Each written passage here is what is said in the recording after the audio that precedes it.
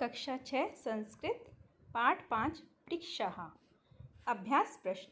कोष्ठकेषु प्रदत्तेषु शब्देषु उपयुक्त विभक्तिं रिक्त स्थानानि पूरयत। कोष्ठक में कुछ शब्द दिए हुए हैं, इनकी विभक्ति लिखनी है।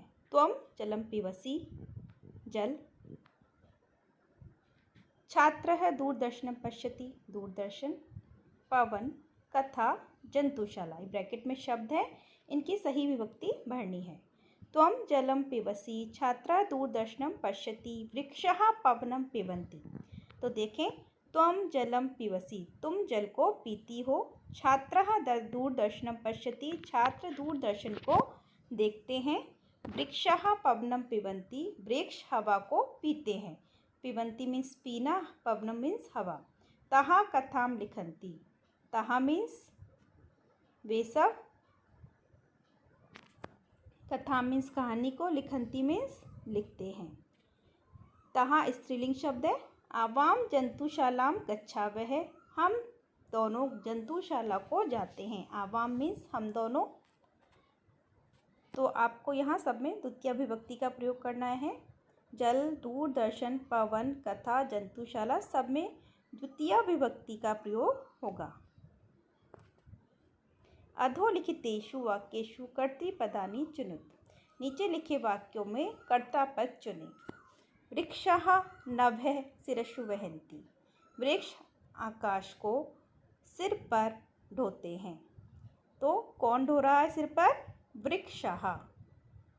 तो आंसर होगा वृक्षः। विहगः वृक्षः कूजन्ति, पक्षी वृक्षों पर कूकते हैं। तो कौन कूक रहा है? विहगः। तो आंसर होगा हमारा विहगः। पयोदर्पणे वृक्षः स्वप्रतिबिंबं पश्यन्ति, जल रूपी आईने में वृक्ष अपनी परछाई को देखते हैं। तो कौन देख रहा है? वृक्षः। तो उत्तर होगा वृक्षः।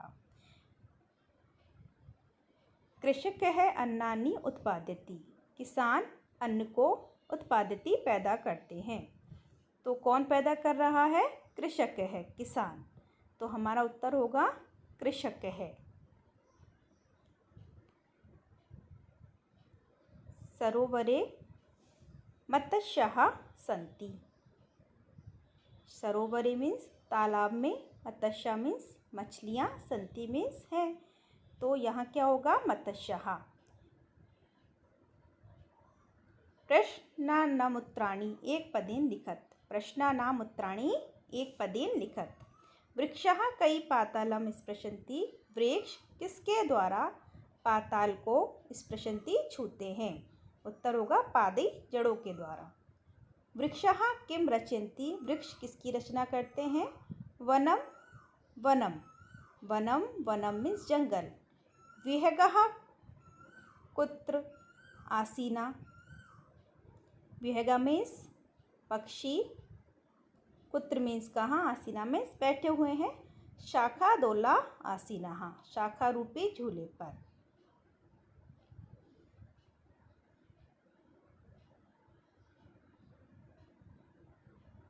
कौतुकेन वृक्षाः किं पश्यन्ति, कौतुकेन उत्सुकता से वृक्ष क्या देखते हैं?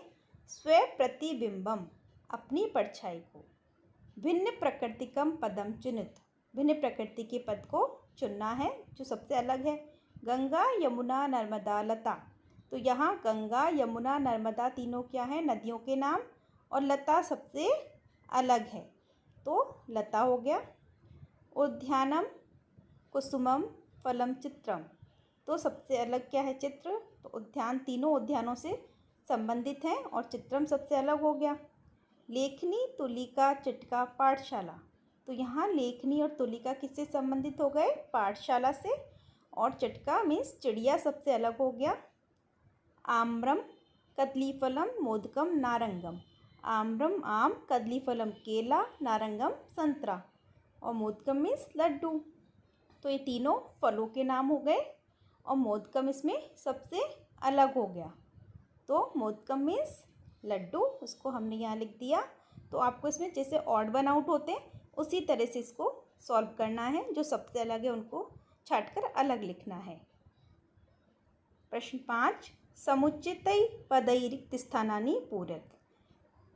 उचित पद से रिक्त स्थानों की पूर्ति करिए। नीचे कुछ विभक्ति दी हुई है और वचन है, तो उनके शब्द दिए हुए हैं, तो उनकी अलग अलग विभक्तियाँ दी हुई हैं। देखें, प्रथमा, द्वितीया, तृतीया, चतुर्थी के अलग अलग शब्दों की अलग अलग विभक्ति हैं। जैसे गजह, गजौ, गजः। गजह, गजौ, गजः। अश्वः, अश्वौ, अश्वः। द्वितीय विभक्ति सूर्यम, सूर्यौ, सूर्यान्। चंद्रम, चंद्रौ, चंद्रान्। बिड़ालेन, बिड़ालाभ्याम, बिड़ालै। मंडुकेन, मंडुकाभ्याम, मंडुकै। यहाँ बड़े ऊ की मात्रा आएगी मंडुकै में।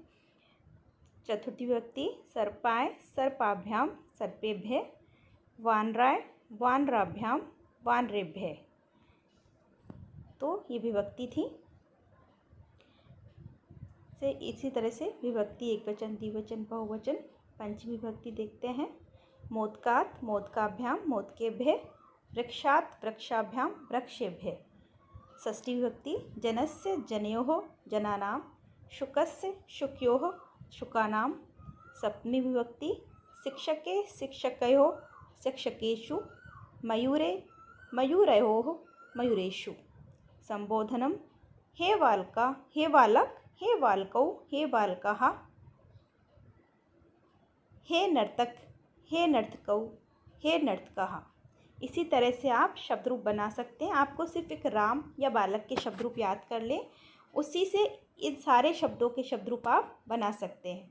यहाँ अलग अलग शब्द दिए हुए हैं, सबके शब्द रूप राम या बालक के शब्द रूप से बन जाएंगे, तो आप उनको अच्छे से याद कर लें।